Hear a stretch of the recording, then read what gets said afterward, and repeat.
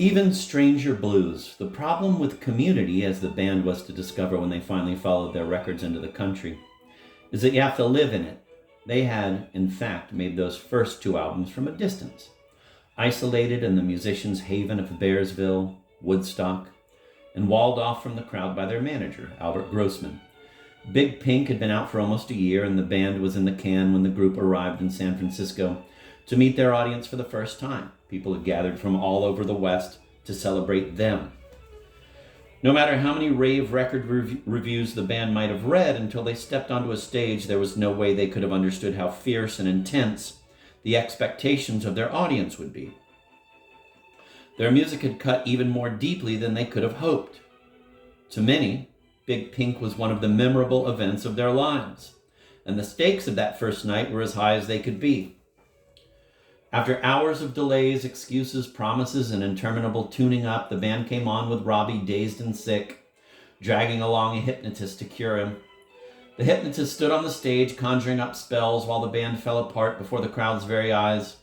They struggled through a handful of weak, ragged tunes, and then they turned and ran. The crowd's hopeful energy had been suspended between disappointment and desire, and it collapsed into fury. The band's first concert ended with an outpouring of anger and rage unlike anything I've ever seen at a rock and roll show.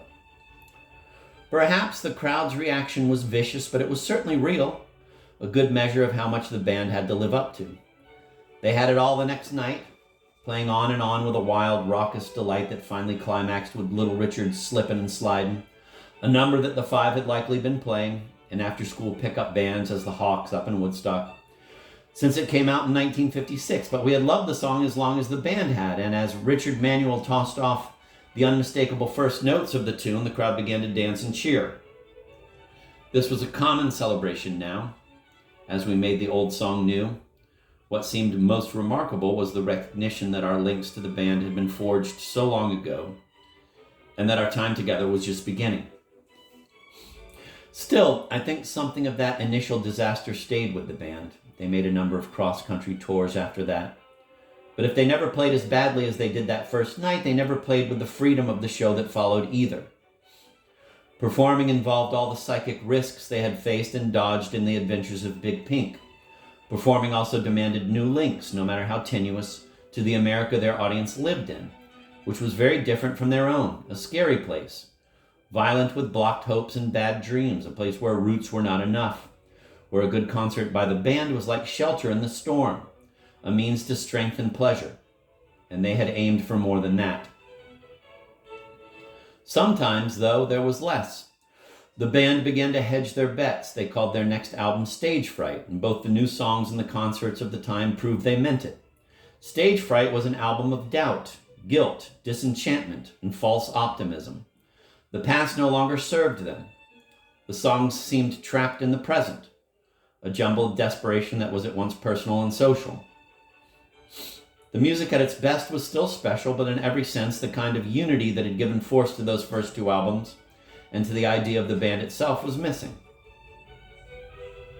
Now, instead of hearing music that could not really be broken down, one picked at parts for satisfaction. Robbie's guitar and Garth's organ on, quote, The Shape I'm In, end of quote, Rick Danko's bass and fiddle on Daniel and the Sacred Harp. Robbie had completely taken over the songwriting. The surprises of four voices wrestling for a lyric were abandoned for solo vocals. There was an edge of separation in the music. The worried man was back, drawing the shade on his window as the police wailed by in one tune, picked up for vagrancy himself in another. Let me reread that. There was an edge of separation in the music. The worried man was back, drawing the shade on his window as the police wailed by in one tune, picked up for vagrancy himself in another, spinning a hilarious but ultimately unsettling tale of sin and damnation in a third. He still reaches out to others. He needs shelter now, but no one is there. Facing an audience, the band hid in their arrangements. The arrangements were tight, disciplined, precise. The open spirit of their music contracted. They were known to spend more time on testing the sound system than they did playing. But often they didn't play loud enough to come across. They presented perfect replicas of their records, to the point where Rick Danko would back off from the mic at the end of When You Awake imitating the studio fade, the surest way to please an audience without really moving it. From the days when they had first paid out their money to hear Howlin' Wolf, there had been a side to the band that was anarchic, risky, virtually out of control, and when they caught that spirit, they could take it farther than anyone else. Sometimes Robbie made his guitar sound like a musical equivalent of Jim Brown's big scene in The Dirty Dozen.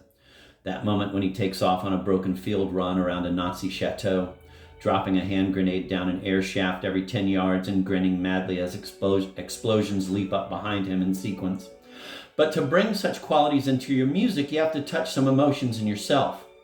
The band saw chaos in the crowd, in the country, and the commercial pressures that were driving the five of them apart, driving at least one of them into dope and alcohol, and they stepped back.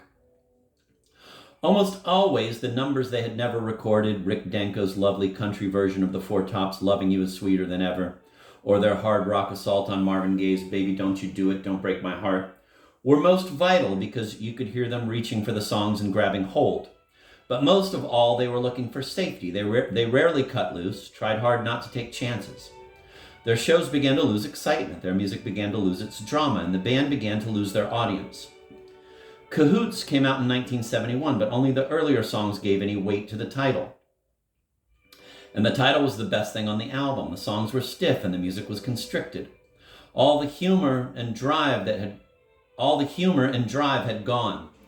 On The Band, Robbie had breathed life into his characters in a line, and the singers made you care about them. Here there were only abstractions and stereotypes, and the singers sounded as if they had no real connection to the words they were given. The music no longer had any life of its own. It took its cues from the lyrics, and when the result wasn't flat, it was cute. When I Paint My Masterpiece was about an expatriate artist in Europe, so the tune featured a little Michael Legrand accordion. The utterly pointless Shootout in Chinatown came complete with Fu Manchu guitar, a touch so tasteless it verged on racism. The band's ability to create a sense of place was reduced to a humorless presentation of fixed images. The failure of language made even the good ideas of the lyrics unsatisfying, made the truth sound false. That sense of struggle and reward that bled through Big Pink, the band, and Stage Fright, the balance always changing, had collapsed into a nostalgic pastoralism in which few who had felt the strength of their best songs could believe. The Last Cut on Cahoots, a tribute to the white gospel communities of the South, was as sentimental in its performance as it was honest in its intent. Hearing it after the strained failures of the rest of the album, I couldn't help but think of the studio happy ending that was tacked onto Fritz Lang's You Only Live Once, wherein Henry Fonda, having died tragically in the last shot, suddenly ascends to heaven with a bewildered smile on his face. Cahoots was a commercial disaster. The band retreated even further, playing only an occasional concert, making no tours at all. In the last week of 1971, they arranged a special set of shows in New York, and with a horn section unlike anything ever heard in rock and roll to force their music past itself, the band broke through and said their piece once more.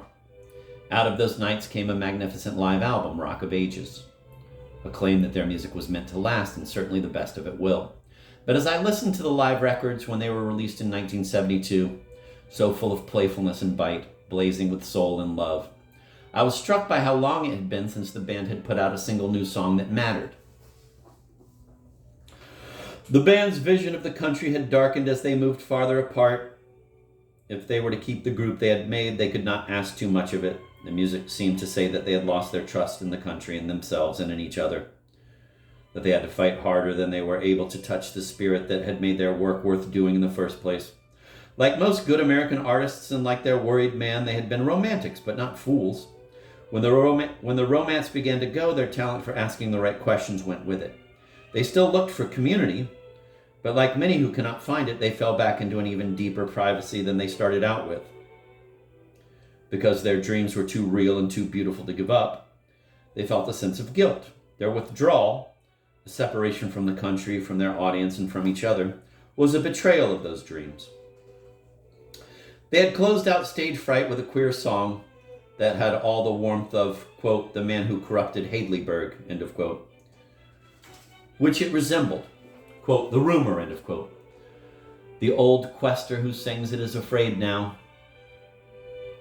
and his voice is muted. No one else speaks at all.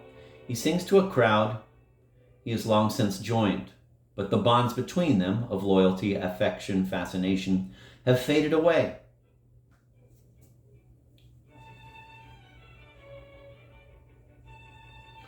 When the singer first came to the country, he found it poisoned by suspicion and shame. He meant to change it, but instead the country changed him.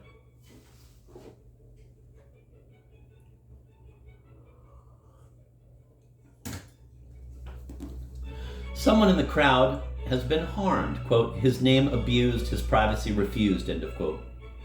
Why has he been harmed is not spelled out. Why he has been harmed is not spelled out. Probably no one really knows, and the mystery deepens the malevolence of the scene. Quote, feel the good, end of quote, the seeker calls out. Quote, hang down your heads until the fog rolls away, let it roll away, end of quote. He means it, but the words no longer mean what they might have because the community can never be what it was. Quote, he can forgive and you can regret, but he can never, never forget, end of quote. Not even the victim is known. The victim might be anyone, as might be the villain. When the worried man looks into the crowd, as he must, for he has nowhere else to go, the people he sees will seem different to him, as he will to them. The whip will hang over them all.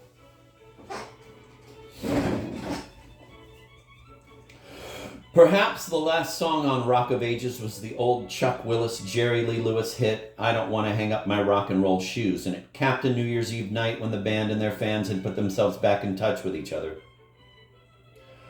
But as the band left the stage, Robbie says they felt a common sense of depression. No, they didn't wanna, and they weren't gonna, but the song, like so many, was complex in its context. The band knew that when Chuck Willis's version was on the radio, he was in the grave. That while Jerry Lee kept his rock and roll shoes, he lost his rock and roll audience. The song was not a curse, but it wasn't the simple affirmation they had bargained for either. It simply raised questions they could not answer about the cheers that had ridden them off the stage. Reaching for the past had forced them to think about what they had left to do. Many months later, in the fall of 1973, an article appeared in Playboy measuring Richard Manuel for a straitjacket. At the same time, the band released Moondog Matinee, a collection of some favorite oldies. Manuel had been in bad shape for a long time. He had not finished a song of his own for years, but this was his album.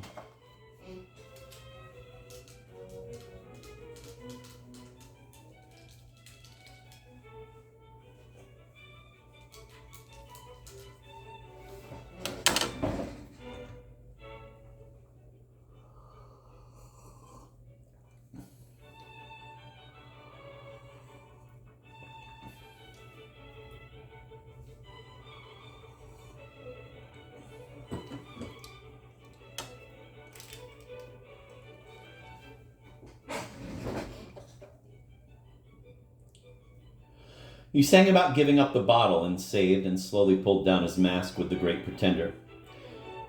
If that last had been more than a little overblown when the Platters first sang it in 1955, one would have thought that after nearly 20 years there would be nothing left of the song but nostalgia. Manuel transformed it into the truest kind of soul music. His singing made the band's more predictable rockers sound tame by comparison. The best of the album took the band's tale back to its beginnings and eased their special voice into its parts. Third Man Theme, their little instrumental, had a quiet affection in its modesty and humor. The music asked for good times, perhaps for less than before, perhaps not.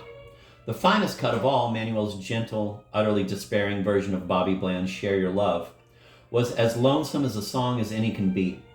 As he sang, surrounded again by the old simpatico of the band, it seemed like the last word of that worried man. Share your love with me, share your love with me. What had he ever said but that? What else had anyone ever said to him? The Weight. It was a rowdy life, Robbie once recalled, thinking back over the years before Big Pink. The places we played had tough audiences. They would throw things at you. They were rednecks. Fighting plays a big part in their life, fighting and woman stealing, and you fall in, and you just do what the custom is. If they take off their shoes, you take off your shoes. We were all so young. We were 16, 17 years old at the time. We played in joints. That's what they were. Some of it was great, and some of it was scary, and some of it was horrible. And some of it was very valuable to us to this day. You see, instead of throwing a knapsack over your back and getting out on the highway to learn about life, we were able to do it together. We were protected by one another. We were secured by one another. Those are fine words. They tell us that the band sought in America what they found among themselves, that their music and their stories were not only a version of America, but a reflection of their own unity. All those years on the road had given them their values, in a sense. Community was only a projection of comradeship. The group was its own joint stock world, but it could not survive the honest demands of the greater joint stock world that was the country itself. Every song on the first 2 albums had been written before the band had played a single show in public. Once they began to tour, the group, as men who contributed what was special about themselves to something bigger than any of them, began to fall apart. Richard Manuel never wrote another song. The singers stopped calling out to one another across the verses. The uncanny sense of timing that had made the band's early music move disappeared altogether. As the band stepped back from their audiences, you could feel the friendship go out of their sound. In order to save the group, Robbie took it over. He took it over as lyricist, manager, strategist, savant, visionary, and spokesman. No one else in the band ever gave an interview. After a time, the rock press began to celebrate Robbie as a genius and the band as his foil, and the other members were not asked to talk. And yet, because the group was no longer truly whole, Robbie could not really draw on it, since his links to the country and to his audience were no longer strong.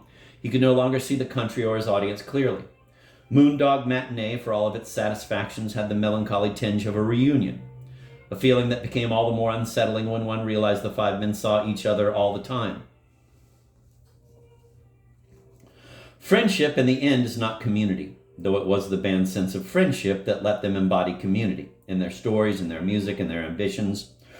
Friendship can be the means to community, but if one does not live in the world, then one will feed off the small world of friendship until there is nothing left.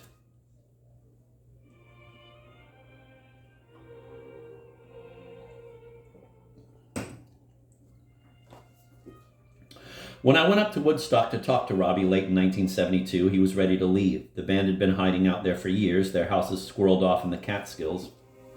I had never seen that part of the country before, and I understood how one could read its signs as a promise of peace of mind. Woodstock itself looked like the usual American idea of community, quaint, tasteful, small, homogeneous, but in fact it was more like a private club inhabited by musicians, dope dealers, artists, hangers-on. The town made me nervous. It seemed like a closed, smug, selfish place. I asked Robbie about his favorite cities, Montreal and New Orleans, he said, and he began to talk about the cultural confusion that he thought gave those cities their spirit. The mix of languages, customs, religions, music, food, architecture, politics. You could spend your whole life in one of those cities and be surprised every day.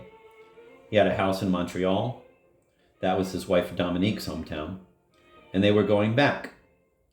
What that would mean for the future of the band, I didn't ask.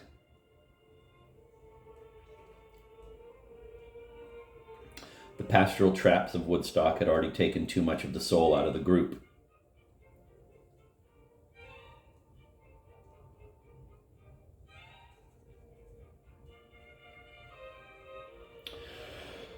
That they had protected each other years ago was only half of their best music. The other half came from what they had protected themselves against, those rowdy audiences scattered all over the country in dance halls and bars. They take off their shoes, you take off your shoes. In those days, the band could not afford to keep their distance. They learned to lean on each other and to listen to the crowd. That, in a queer way, brought their commitment to friendship and their feel for the community together. Before I left Woodstock, I sat and talked for a long time with Dominique Robertson. She told me about the struggles of the Quebec separatist movement and what that fight meant to her, that she had tried to find someone to talk to when Trudeau imposed a terror on the people after separatists kidnapped a government official, that no one in Woodstock had any idea there really was a world different from their own. There's nothing here but dope, music, and beauty, she said. If you're a woman and you don't use dope and you don't make music, there's nothing here at all.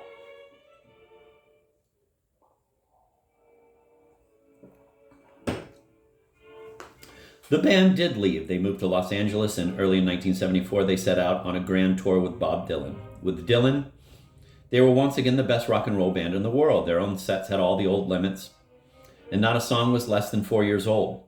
Still, there was a joy in their faces as they played that I had not seen since that great night in San Francisco. America is a dangerous place, and defined community demands as much as any of us can give. But if America is dangerous, its little utopias, asking nothing, promising safety, are usually worse. They look at us, Dominique said, taking in her house, the trees, the mountains. Excuse me. Look at this, Dominique said, taking in her house, the trees, the mountains. It's beautiful. It's everything people ought to want, and I hate it, end of quote. Then she grinned, quote, this country life is killing me, end of quote, she sang, turning a song we had both heard too many times on its head. Quote, I gotta find my way back to the city and get some corruption in my lungs, end of quote.